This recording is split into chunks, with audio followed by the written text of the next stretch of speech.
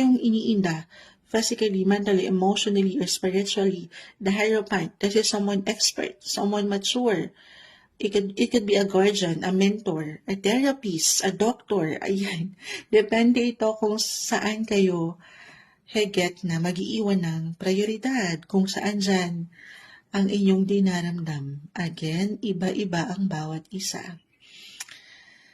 Okay, kahit hindi kailangan liliman yon, kahit sa simpleng pakiramdam na kailangan nyo munang mapag-isa kasi ang 12th house po, nag-highlight dyan yung solitude, alone time. Gusto nyo lang munang mapagnilay-nilay sa inyong buhay. Pero overall, it's all about you, yung ikaw mismo, physically, mentally, emotionally.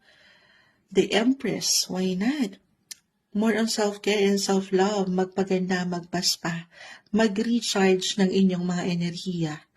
Okay, deserve niyo yan. Lalo kung napaangat niyo naman alam niyo sa inyong sarili, especially na nagsipag na kayo, nagsumikap kayo, this time bigay niyo naman, pahintulutan niyo ang mga sarili na magpahinga.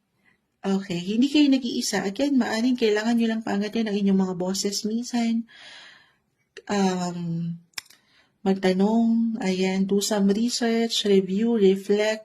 Yan yung magandang pagkakataon para sa inyo. Okay.